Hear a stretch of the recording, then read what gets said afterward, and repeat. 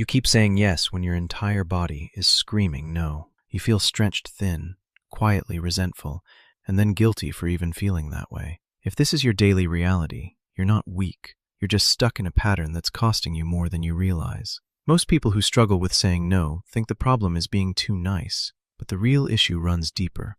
It's the fear that a graceful no will make you seem selfish, damage the relationship, or leave you feeling like the bad guy. Stay with me until the very end. The one simple mindset shift that lets you say no without guilt or burning bridges is the one almost nobody talks about, and it changes how you show up in every relationship. Here's how this pattern actually plays out in real life. You get the text. Can you help with this? Your calendar is already full. Your own priorities are screaming for attention, but the words tumble out anyway. Sure, no problem. Then you spend the rest of the day annoyed at yourself while trying to pretend everything is fine. Pause. Notice this. That automatic yes isn't kindness. It's a wired response from years of learning that saying no creates tension, disappointment, or distance. Many of us grew up where pleasing others brought safety and approval. Setting a limit often meant feeling rejected or selfish. So we trained ourselves to put everyone else's needs first. Quick example. Think of the friend who always agrees to weekend plans, even when exhausted. One day she finally says, "I can't make it this time. I need to recharge." The initial awkwardness passes, and the friendship doesn't break. In fact, her friend starts checking in more thoughtfully afterward. Read that again. The friendship doesn't break. In fact, respect often grows. This is the psychology underneath. Your brain links your worth to being easy and available. When you even consider saying no, anxiety spikes. What if they get mad? What if they think less of you? What if they pull away? So you sacrifice your time and peace to keep the peace with them. But here's the hidden truth. Constantly saying yes out of fear doesn't build strong relationships.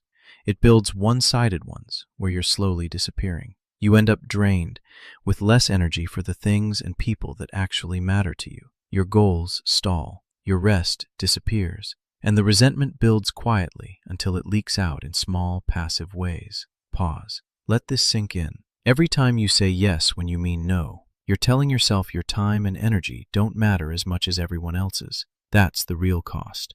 The slow erosion of your own self-trust. The good news? You can break this without becoming cold or rude. There's an art to saying no gracefully. It starts with a simple structure that keeps the door open while protecting your boundaries. Acknowledge their request with warmth. State your no clearly and briefly. Offer a kind close or gentle alternative if it feels right, but only if you genuinely want to.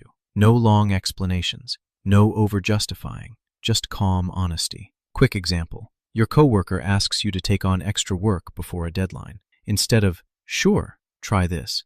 I appreciate you thinking of me for this. My plate is completely full right now, so I won't be able to take it on. Hope it goes smoothly." Short, respectful, no bridges burned. Another one. A friend invites you to something you're too exhausted for. "Thanks so much for the invite. That sounds fun. I won't be able to make it this time, but let's catch up soon." You acknowledged the thoughtfulness. You said no cleanly. You left warmth. Read that again. You can be kind and firm at the same time. The fear that a no will destroy the connection is usually exaggerated. Most people respect clarity more than they resent it. The ones who push back or guilt trip, those dynamics were already unbalanced. Midway reminder. Subscribe to Brain Catalyst for psychology that helps you decode people. Now let's go deeper into the practical side. Start small to build the muscle.